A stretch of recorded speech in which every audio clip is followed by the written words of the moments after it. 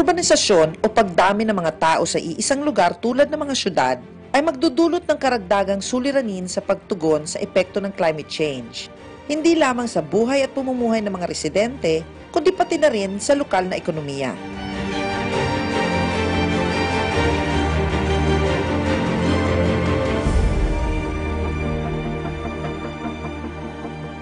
Dapat paghandaan ng mga urbanized areas tulad ng metropolitan cities ng Cebu, Davao at Manila ang pagbabago ng klima dahil na rin sa dami ng taong nakatira rito, mga gusali at mga iba't ibang infrastruktura na nagkakahalaga ng bilyong-bilyong piso. Pero paano nila maaabot ang kanilang urban resiliency sa epekto ng nagbabagong klima? Ako po si Atty. Lucille Siring. Inaanyayahan ko po kayong samahan ninyo kami na talakayin ang napapanahong usapin ng urban resiliency sa konteksto ng climate change. The competition is iDisenyo. It's a national interior design competition. We came up with this project for UPIDAA so that we will be able to promote interior design in terms of its role in community revitalization. So we've had it for 4 years already. This year we are working on calamidad, interior design in times of calamity.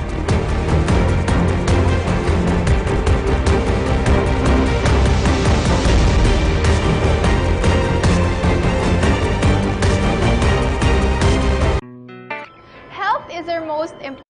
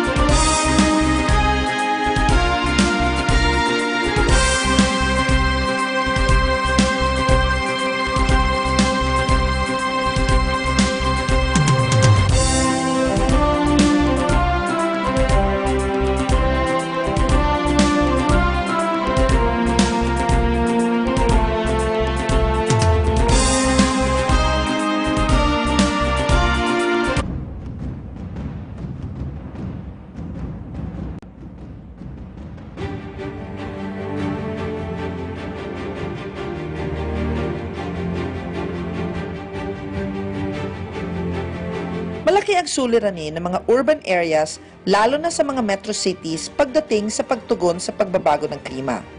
Ang paglago ng populasyon ay kaakibat din ang paglawak sa pangangailangan, lalo na sa serbisyong pampubliko.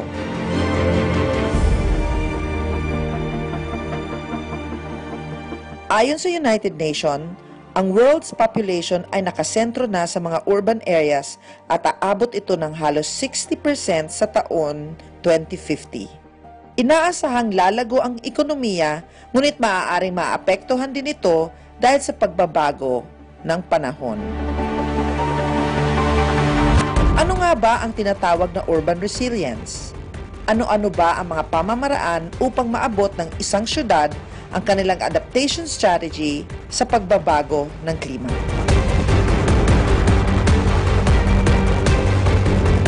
Ang urban resiliency ay isang resulta ng maayos na paghahanda or pakikiayon sa nagbabagong panahon, kung saan ang mga hindi inaasahang kaganapan ay agarang natutugunan.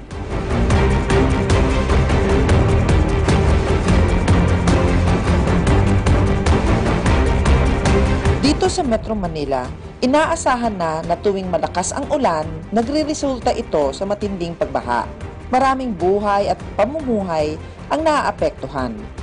Paano nga ba makakaagapay ang isang syudad sa epekto ng climate change, hindi lamang sa kanilang malalaking infrastruktura, pati na rin sa mga ordinaryong tahanan? Good day to both of you. Thank you for having me here and thank you for really accommodating. I'm looking forward to this. Anyway, I'll start with Bessie, right? Yes, And ma'am. then we'll go to you, of course. Ladies first. So, we are here. We're looking at some of the results, right? Would you say some of them? How do you call it? The Educate. entries, Ah, the competition entries. entries. And we have the winners at our back, actually. So, could you tell me more? What is this competition all about? Bakit nyo ginawa? And primarily, anong motivation? Bakit nyo kailangan gawin tong competition na to? The competition is iDisenyo. It's a national interior design competition. We came up with this project for UPIDAA so that we will be able to promote interior design in terms of its role in community revitalization. So we've had it for 4 years already. This year we are working on calamidad, interior design in times of calamity. It's good that there are now contests such as this. I mean, there are several. Let me just be educated also. What's the difference between the discipline of, let's say, designing with respect to the house, just for our viewers, anong separation nun pagdating sa ganung discipline? Maybe, James, you can share. Well, interior design, basically, the profession deals with the design of the interiors of a house, of a structure. So we deal with even the interior construction, not just the how it looks physically, but how it is how the building methods are.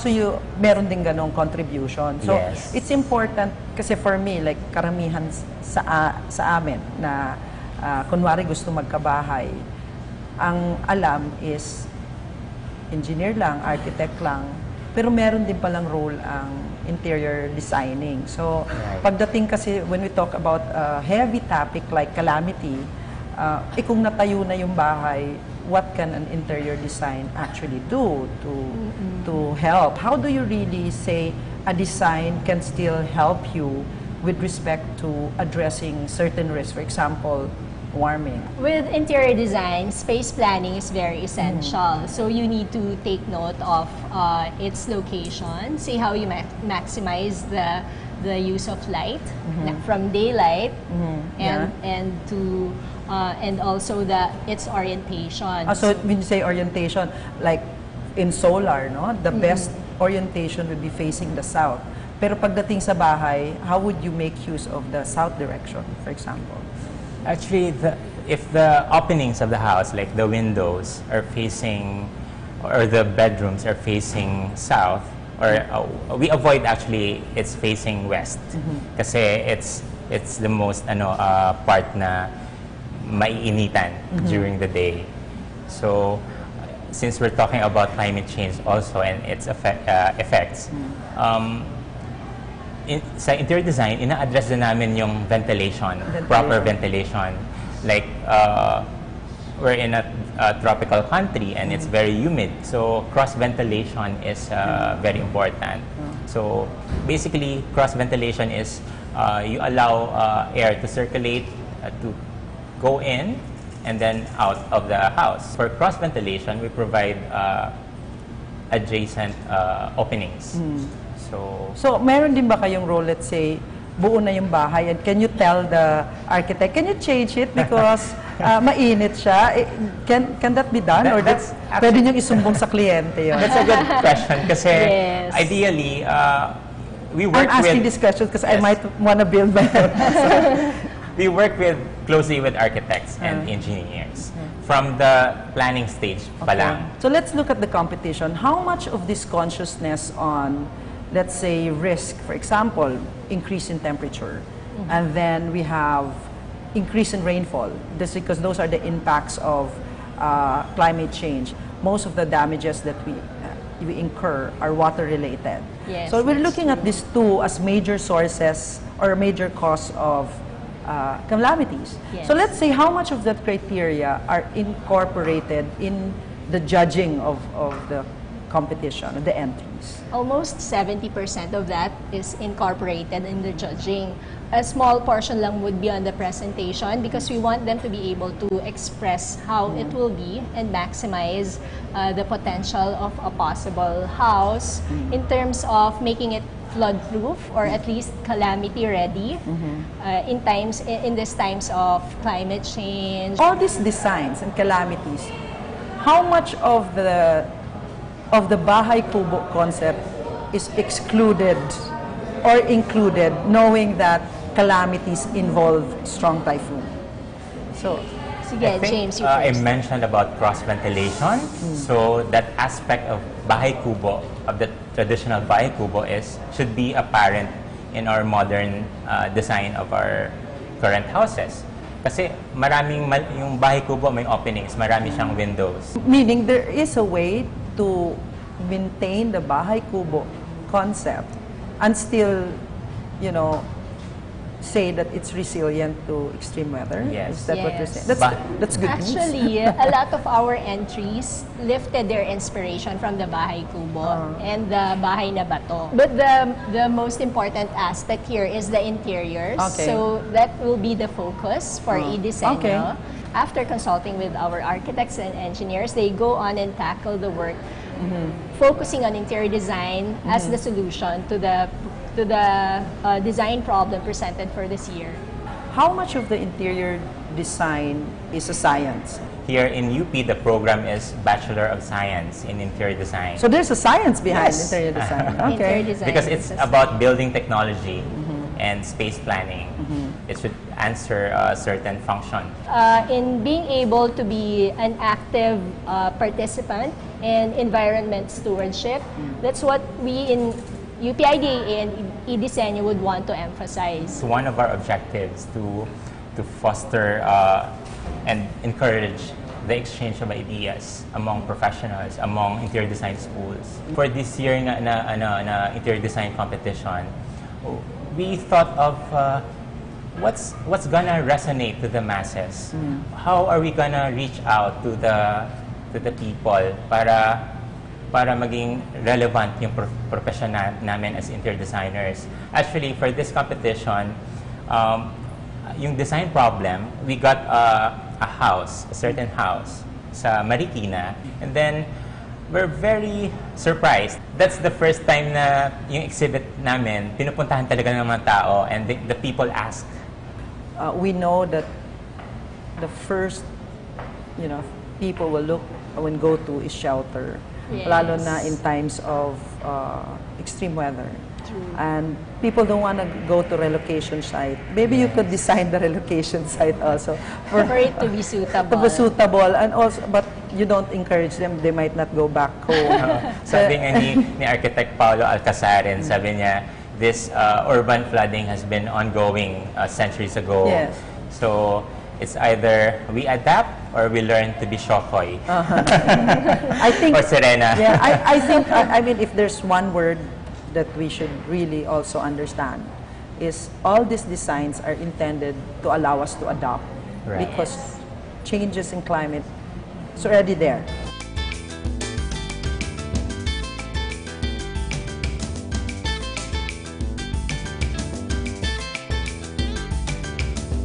Hi, Jazz. Congratulations. This is the first runner-up or the second place? Oh, you'd say that. Kindly educate me. Industrial Makabago. Is industrial connotes old or ano bang ibig sabihin? It means raw. So parang when you talk about industrial kasi you leave a lot of things na parang in its unfinished state. So in this case, we wanted to incorporate Filipino vibe to our design.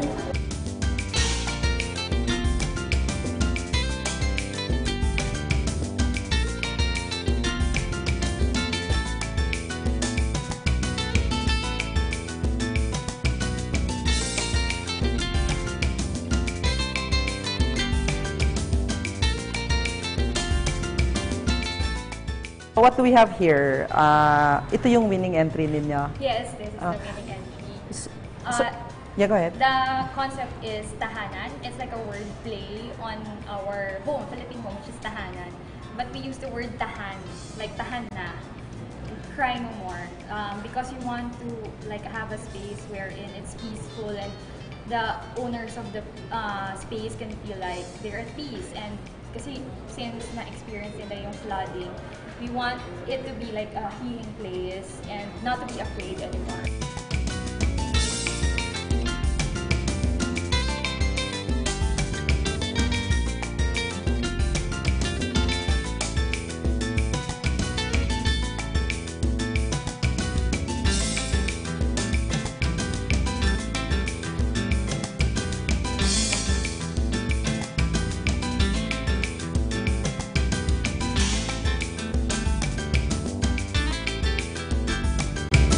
Itong event na ito ay tree planting dito po sa laylayan ng Ilog Marikina. Kasi nga naman ang mga Mariqueños ay tinuturuan natin na mahalin ang kalikasan. Alam naman natin sa paligid natin, maski naman dito sa lungsod ng Marikina, nagkakaroon ho talaga ng pagbabago sa klima.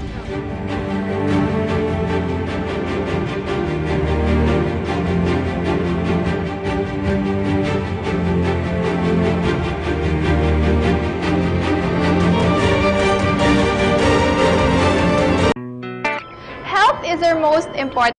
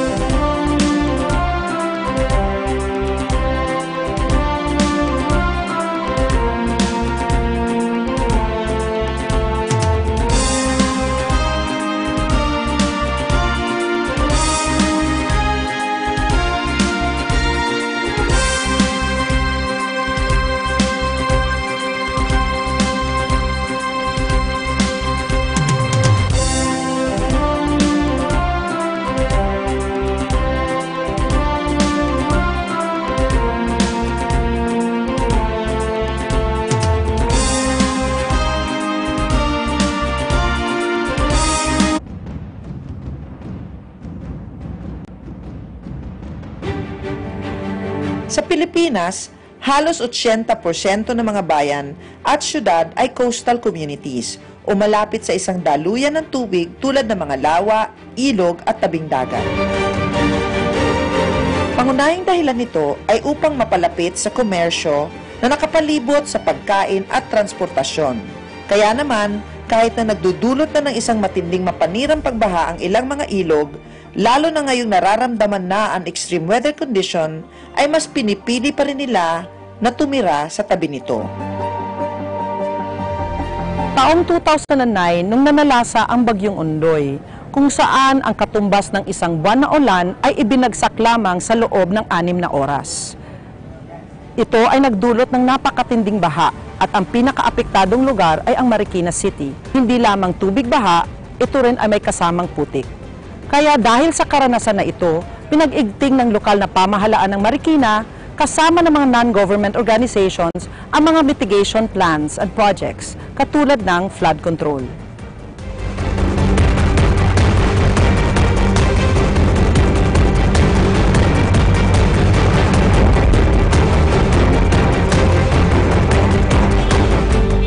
Itong event na ito ay tree planting dito po sa laylayan ng Ilog Marikina.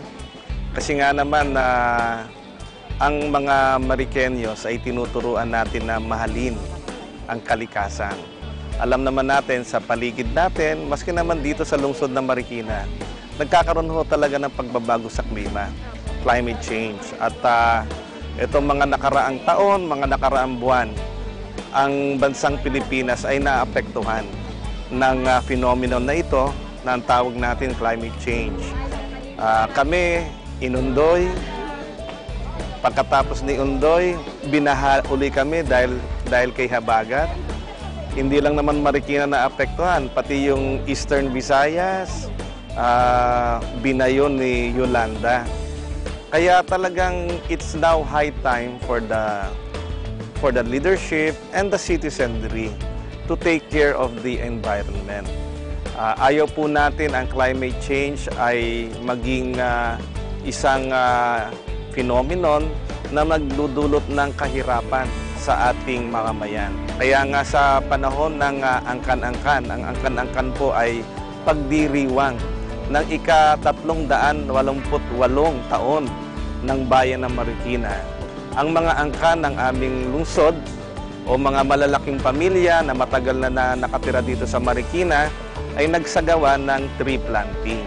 So ito ho yung mga tinanim ho nilang mga saplings at ito aalagaan nila dahil sinisigurado ho nila na itong mga puno na ito ay lalaki at yayabong bilang isang matibay na punong kahoy. Oo nga, iilan lang naman ang punong kahoy o puno na ating tinanim, pero itong maliit na ambag na mga angkan-angkan will go a long way in preserving or restoring our environment. Ang lungsod ng Marikina ay may inadapt na 200 hektarya. Doon po sa Marikina Watershed Area, sa kabuntukan ng Antipolo, Rodriguez, San Mateo, nagkaroon po kami ng isang agreement between the City Government of Marikina and the Department of Environment and Natural Resources na kung saan tatamnan ng lungsod ng Marikina ang Marikina Watershed Areas ng mga punong kahoy, ng mga coffee saplings. Ang sabi nila, ang coffee trees ay isang puno na nakakapag sipsip ng tubig. Kung may malakas ang ulan, sisipsipin niya, parang yung tubig baha ay hindi na parang bumaba sa aming lungsod. So 200 hektarya to, mahigit 100,000 coffee saplings na ang naitanim at mahigit 10,000 puno na matitibay ang aming natanim dun sa Marikina Watershed Area. Inadapt namin 200 hektarya at tinatamnan na ho natin yan. Bagamat ang Marikina Watershed Area wala sa lungsod ng Marikina kung tutuusin, pero nag-aambag ang pamahalaan ng lungsod ng Marikina sa liderato ni Mayor Del upang pangalagaan muli ang Marikina Watershed Area. So, yun po ang mga pagbabago dahil na nagaganap doon sa Marikina Watershed, tinatamnan na ho natin dahil 70% ng Marikina Watershed Area kinalbo na. Pinutol na ang mga punong kahoy. Dinedevelop na bilang residential area o kaya mga resort o kaya mga golf courses. Kaya nga ang Marikina ay talaga namang double time sa pag-restore ng Marikina Watershed Area. At ganoon din ang ginagawa ng DNR. Nagtatanim din sila doon sa ibang lugar ng Marikina Watershed Area na hindi sakop ng agreement between Marikina and DNR. Marami namang mga korporasyon ang katulad ng Marikina nag-adapt ng bahagi ng Marikina Watershed.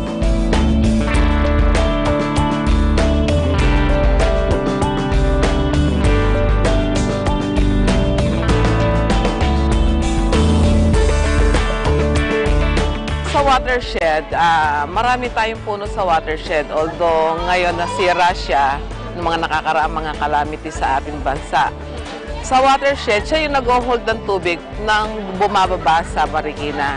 Ang watershed kasi yung mataas na parte, it is part ng Tanay, ng Montalban. Ngayon, pag ang tubig ay nagkakaskade papunta sa bayan, siya yung nag-hold ng tubig para huwag siyang biglang bumaba sa bayan. So, dahan-dahan siyang bababa para hindi siya nakakasira ng ating mga kapaligiran. Ang puno ay napakahalaga sa buhay ng tao. Ito ay kaparte ng ating buhay. Kaya hindi natin itong pwedeng ipawalang bahala. Ang puno ang siyang gumagabay sa atin sa mga kalagayan sa environment. Unang-una, siya ang nag-absorb ng mga carbon monoxide na ating nalalanghap sa kapaligiran. So, siya yung filter natin na yung mga dahon niya. So, yung dahon niya ang nagsasuffer ng mga waste material ng ating environment. But then, okay naman siya. Yan naman na talagang trabaho ng puno. Hindi naman masama sa kanya dahil it's part of their, yung kanilang responsibility sa ating environment. Pinakamagandang panahon ng pagtatanim ay yung mga October, November, ganyan, December. Yung malamig ang panahon at saka may ulan. Kasi ang pagtatanim ng puno, kailangan may continuous ang watering yan eh. Pag hindi, nako, awa-awa.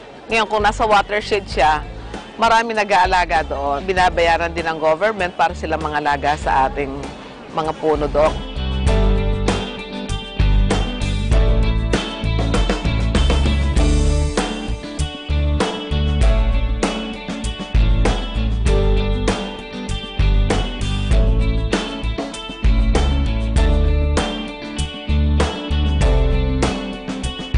Since the mid-1990s, we are very much aware that yung Marikina River gets flooded, especially pag may mga strong storms or typhoons. So we just want to contribute how we could mitigate or remedy the problems sa environment. And we had also talked with the officials from the upper cities and municipalities to also do their share of planting trees.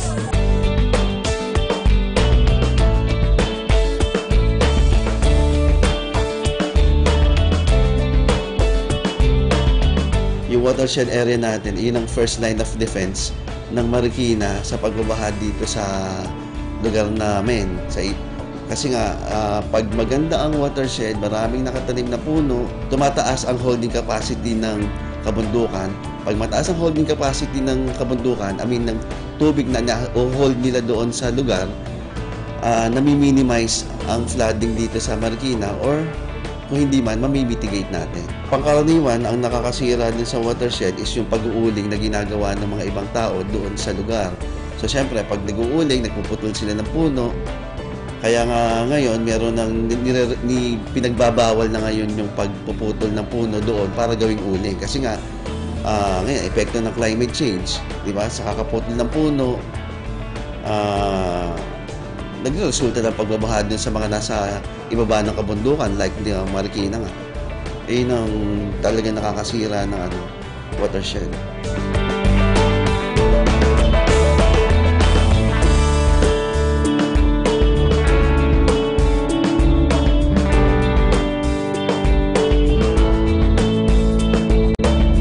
Mahalin natin ang kalikasan at ang kalikasan na may matutuwa. At yayakapin tayo ng mahigpit ng ating kalikasan. Poproteksyonan tayo, bibigyan tayo ng mga lugar na pwede nating bisitahin.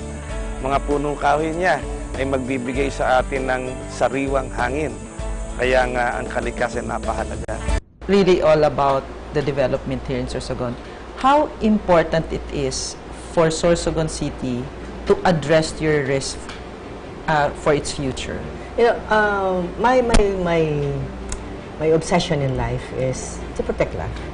So one of those things that I have to conceptualize on how do I really protect life, not only on the basis on the outset, on the social programs, but how do I really protect the lives of people, especially we are the disaster-prone area in Sorsogon.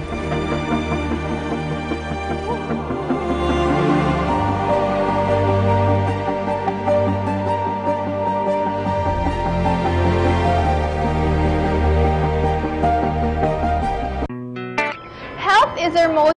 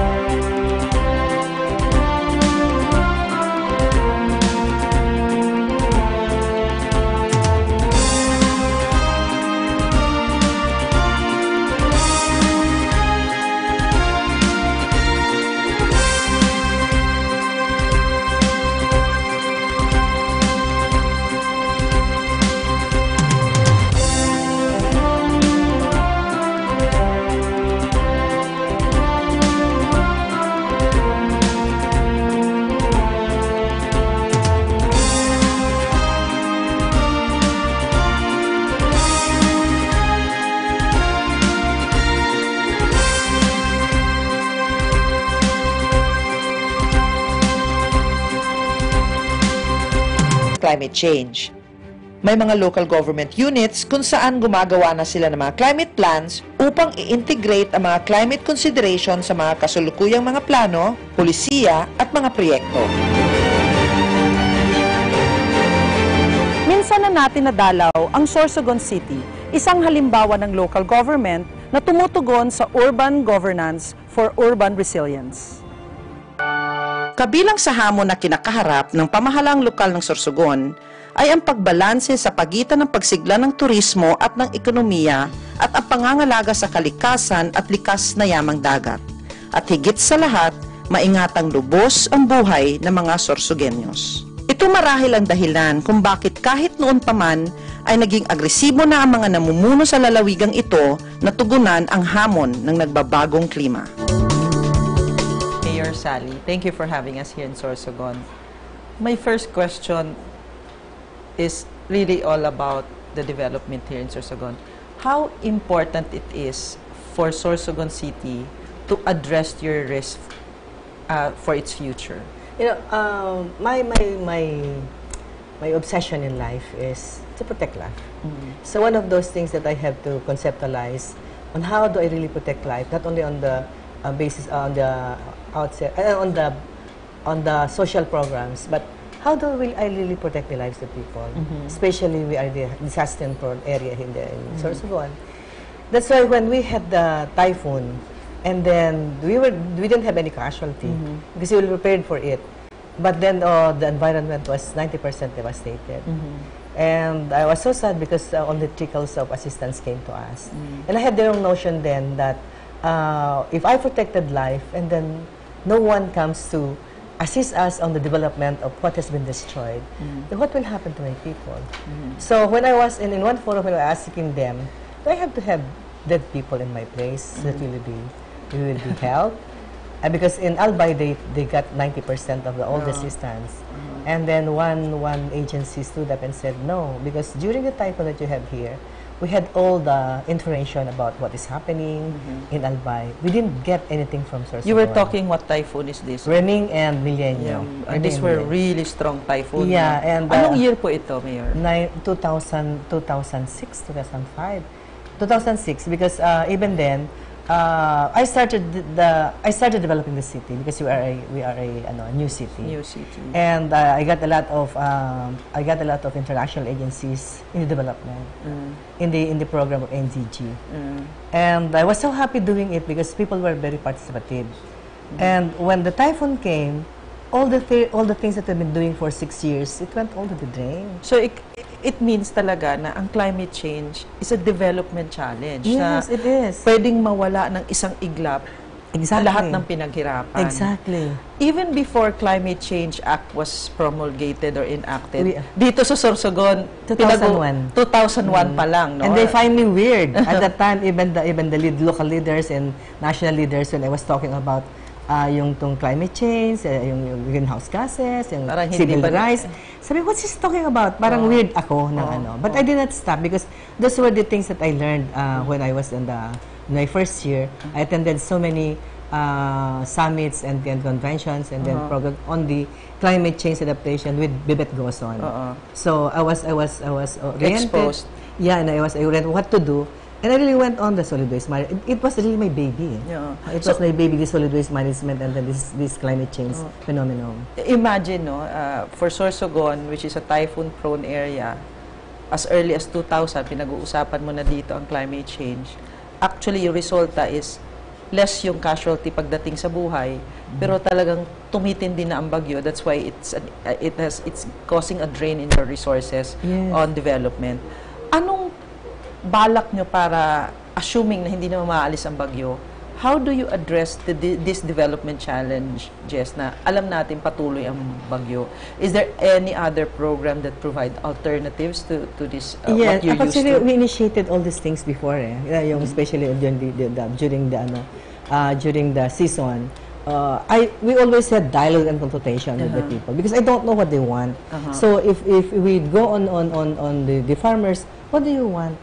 And then we also get some experts from Manila how to initiate a new program that will be sustained even when there is typhoon. I had the IRR with me, they came here, and the Department of Agriculture was very active here in Sorsogon at that time. But then, sometimes we get the people were disappointed because they give all their efforts, their time, and then when the typhoon comes, just mess out. So especially the seaweeds, we were already supplying seaweeds to Cebu and to other and then when the typhoon came, just went. So sometimes we disappoint the farmers and the fisher folks on this. That's why when we had this forum on financing, I was asking this financing company if there could be an insurance, because if there is no insurance, the farmer says, what will happen to us after this? So they want to be assured of an insurance of their work on the field even if typhoon comes. So it's one of the program that we're trying to have, that there will be a fallback on all these farmers and fisher folks in their productivity of what they have. Kasi ang biggest challenge talaga is tayo, ayaw na nating lumipat ng ibang lugar. Kung hanggat maaari dito lang tayo, kaya kailangan natin mag-adapt. At it's a good thing that the local government under your leadership realize the importance of planning not only now but also for the future. Para hindi na dito lang tayo. Yeah. Aside from the farming and the insurance and having these offices that you're organizing, yung community itself, gaano sila ka-cooperative pagdating dito sa mga programa ninyo? Lesson learned because of what happened. Hindi nangyari sa amin sa Sisang kasi noon. What year was Sisang? 86. Yeah, 86. Dumating ang Sisang, nobody predicted that ganun ka devastating. Wala pang mga early warning. Wala mga warning. Kasi sabi ko ang program ng noon is rescue and rehabilitate. Ganun lang. Paulit-ulit lang. Active ang disaster committee, ang council. Pero hanggang doon lang sila sa rescue and rehabilitate. No preparation, no nothing. Even yung calamity fund, you cannot spend the calamity fund. Kaya because of what has happened, nakalabi kami kan President na magkakagamit kami ng 70% ng in preparation and then 30% during the So nagawa namin yun. Kaya nakagawa kami ng ganitong programa kasi we were already using the calamity fund on all these things. So lesson learned na nagkaroon ng ganon na dito, ang casualty namin is 500 plus. Karamihan bata. So every time na magsabi kami ng evacuation na maski wala pa yung talagang bagyo, people will go already. So nag-umpisa sa experience. Tapos every year or every time na merong ganon, sila na rin mismo Sila na pagsabi namin pag na kami sa radyo, then you go. We don't have to force you anymore kasi it's life. Meron bang mga, aside from, isa sa mga rason kasi ng iba na ayaw mag-relocate is lalayo sa livelihood o di kaya yung lugar either walang tubig, walang masyadong pagkain. How do you address? Kasama dun sa kasama na yun sa responsibility ng LGU. No? Ang sinasabi ko sa kanila, nandito tayo relocation site, okay? Anong hanap buhay mo? Nagtatanim. Then, may place ka doon, magtanim ka. Yan lang ang pupuntahan mo . Saan ang saan hanap buhay mo? Fishing. Ikaw lang naman ang pupunta. Hindi naman ang buong pamilya mo. No? I have to emphasize to them the value of life. We were able to convince them yung ganong klase na Yeah. Even we have in the Rimpiolas, wala nakakapalis dyan sa kanila. They're about 60 plus. So we have to go to them. It was providential kasi pagkaalis namin sa kanila, then Yolanda came. So nilipat namin dito sa malapit sa amin. Kaya nung pumalo ang Yolanda dito, wala na sila. And then, I was telling them, it's not because you have the wrong notion na papalisin namin kayo dito because of tourism. It's part of tourism. But the priority is, I don't want another Sisang victims to be coming from here. Mayor Sally, we're very encouraged with what we saw here. I think this is the reason why we want to have a program such as this, to also encourage other local governments na hindi totoong mahirap pakiusapan ng community basta nagkakaintindihan. You just have to earn their trust and confidence. Sabi namin, lumipat na kayo, wala pa daw sila. Nandyan ang provisions nila, nandyan na. Bago sila lumipat, nandun ang provisions. Congratulations, Mayor Sally, to what you've done here in Sorsogon. And the Sorsogon people are happy to have you as their mayor. Yeah, there's only one goal that my obsession here is, I don't want to go to a development city. No, it's not. what I want is that they have a quality of life. That is what we are trying to achieve here in Sorsogon City. Even the statement that we said, it's mausog na syudad, malinig na lugar. When you say malinig, clean city, without any illegal activities, the troll, the drug, we're on to that. I'm very happy with my working family here, the different departments, because they're doing their job. Hindi lahat alam na meron ng Green Building Code in Quezon City. Kailan ho ito ipinasa at anong merong, kumbaga, birth pains in having a green building? I was doing my research. Una pinadala ako ni then Mayor Belmonte sa Switzerland. Tapos, lagi ko naririnig yung mga pinag-uusapan nila. Kasi it's an environmental seminar or conference. When I went back, inutos ko kay Chief of Staff ko nun, si Aldrin, na gumawa ka nga ng ordinansa but do some research based on yung local setting natin.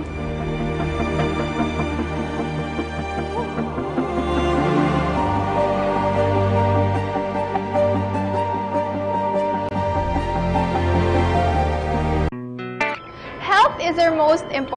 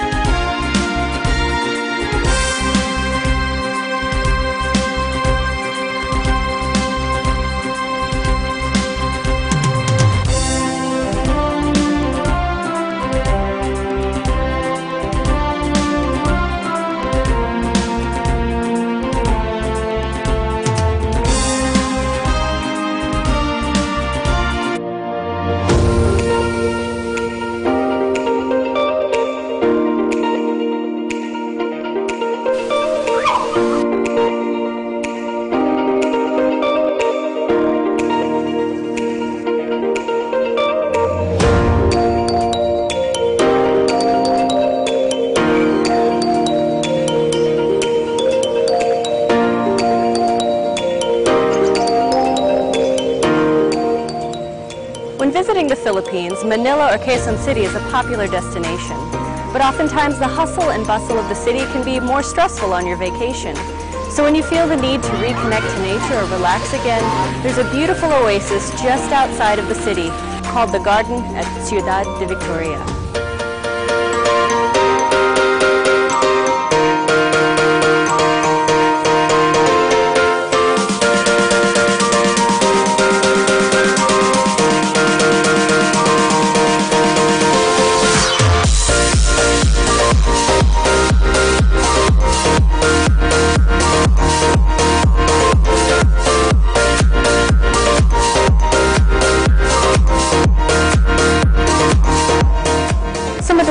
That you can see here include hydrangea, snapdragon, and stargazers. They're truly beautiful.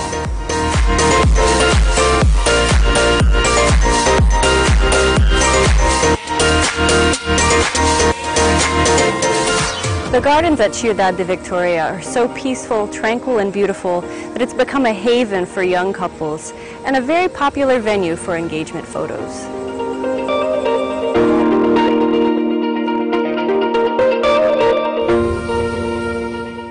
The next time you want an escape from the big city, the garden at Ciudad de Victoria is a wonderful place to visit.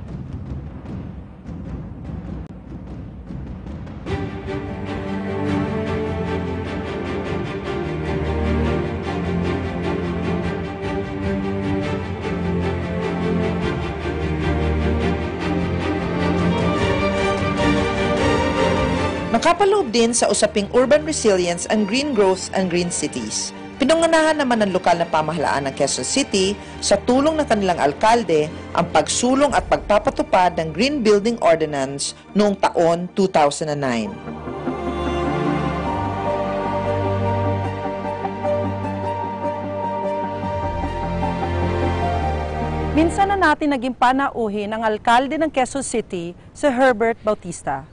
Balikan natin ang panayam na iyon. Gusto naming pag-usapan yung Green Building Code kasi lingid sa hindi lahat alam na meron ng Green Building Code ng Quezon City. Kailan ho ito ipinasa at anong merong kumbaga birth pains in having a green building? I was doing my research. Una pinadala ako ni then Mayor Belmonte sa Switzerland. Tapos lagi ko naririnig yung mga pinag-uusapan nila kasi it's an environmental seminar or conference. No? When I went back, inutos ko kay Chief of Staff ko nun, si Aldrin, na gumawa ka nga ng ordinansa but do some research based on yung local setting natin. At nakabuo kami ng isang ordinansa in the year 2009. And until now, ini-implement na yun. And may mga standards din. Of course, yung minimum requirement ng green building, pasok ka na doon. Hindi kasi lahat talagang kaya accommodate yan. Pero doon sa mga bagong construction, like for example, yung Robmag, ano yun? Sila yung unang-unang green building na mall na sa Quezon City. Na pumasa sa standards under the Green Building Code. So, kaya naman pala. Kaya. Ang mga challenges dyan, yung may mag-a-apply, tapos ito yung standard, sasabihin, kaya po namin yan. Tapos during sa construction, dahil tumataas yung cost nila kasi mahal eh. Parang hindi na ho nagsislip, dumudulas. Kasi yung pondo nila limited. May mga 40 na yata nag-apply. And I think mga more or less, mga almost 20, if I'm not mistaken, ang pumasa na sa standard ng green building. Tinignan namin yung standards based on this parang benchmarking. May ibang nagrereklamo na masyadong technology-driven ang pagiging green. Pero sinasabi naman ng ibang green architects na it's a matter of orientation. May iba namang mga developer lang na ayaw lang talaga din tingnan yun, baguhin yung design. But pag-usapan natin, kasi gusto ko ipagmalaki to, naunahan nyo pa yung national government. Next year pa lang sila magpupush ng Green Building Code. Pero ito may national implication. Gusto natin malaman, meron bang mga alam natin kung gaano kaganda yung vision, no? Pero meron ba mga birth pains nung pinasa nyo to? Napakaraming challenges nun.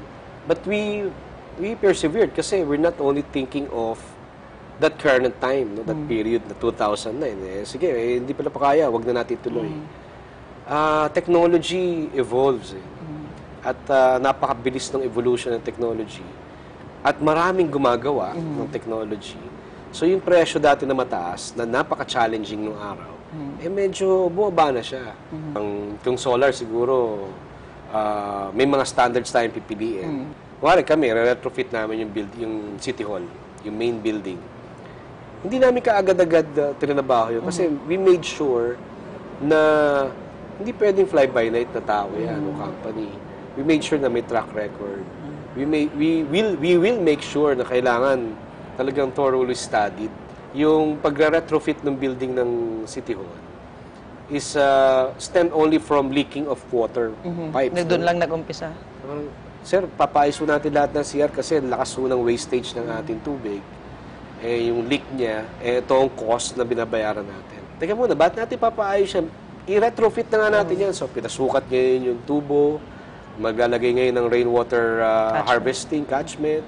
Pagkatapos, yung mga ilaw, dahil re-renovate mo naman, so papalitan din yan. Tapos, syempre, pinag-aaralan yung CR kung waterless na. Baka mas mahal pagka yung ganun waterless. So, pinag-aaralan yung mabuti. Sinabay na rin yung structural dahil nga sa earthquake. Sa tagal na rin. Yun ang challenge. Hindi basta-basta na pagsabi, convert tayo to green building. Aba, bid ka na lang ng bid. Number 2, make sure that the quality, yung value for money nung igagastusin mo kasi malaki, mahal. Make sure na talagang una, mababalikan mo yung nag-offer ng product. Second, yung warranty nun. Kasi may iba nagbibigay ng warranty 1 year, 2 years. ito, sisiguraduhin natin na napakaganda ng warranty. Dahil nga kayo nauna, makikinabang yung ibang cities. Susunod, Na alam nila kung saan kayo nanggagaling at kung anong pwedeng i-avoid nila. Ng Quezon City, tingnan muna natin. And you were willing at that time to be the first. Yes. So in your work with the League of Cities, I know how important it is. Kasi kung League of Cities, let's say, napagaya nyo, we're talking about substantially ilang porsyento. It's about 100, we have 143 cities. And halos lahat ng energy consumption nandito. Ay, lakas. So, imagine kung lahat kayo, let's say sabihin na natin 50% sa inyo ang mag-change. We're talking about a reduction ng greenhouse gas. Malaki, dahil substantially. No? Sa kuryente lang talaga ang kumakain karamihan cities. Ang economic growth ng bansa natin is based on the cities, di ba? Nandun kayo sa United Nations nung magkasama tayo sa New York. At you were there because you were invited to speak. Part ako ng officers. This is the International Organization of Cities. Yes. So. Currently, we're working with Road Board para doon sa LED ng lahat ng major thoroughfares. Yung National Greening Program ng DNR, we're also working closely with them alongside MMDA. Kasi we have 144 schools na malalaking mga schools, na both elementary and high school. Tapos we have 142 barangays na malalaki rin yung mga barangay hall. We have about more or less 60 to 67 health centers. We have 200 plus daycare centers. Pinag-aaralan namin kung paano namin, kasi we're trying to cut cost on energy. No? So, pag-aaralan na kung paano maging solar yung mga bubong nila. For sure, hindi na ho bago na every time you implement and integrate it, merong savings talaga. Natural. At pwede din nyo ipamahagi, hindi lang ho sa mga empleyado ng Quezon City, pati na rin sa mga ibang barangay. Kung hindi rin lang mangunguna ang local government, baka wala ring mangyayari. Dapat i-impose talaga ng local. So alam mo, Mayor, I'm really impressed that you know your city very well. Sabi nga ng iba, will we survive climate change? Ang lagi kong sagot, depende kung saan ka nakatira at sinong mayor mo. Ganun ba? Siyempre kasi kung alam niya kung anong dapat gawin at tugunan yung area. We're very happy to know that Quezon City has been a pioneer in this initiative. And hopefully we will learn from you more, and in the next few weeks I will have a partnership with Quezon City on energy efficiency. I know that. So Mayor, maraming salamat sa oras po ninyo. Thank you, Secretary. Till next time. Thank you. Maraming salamat po. Thank you very much po sa inyo.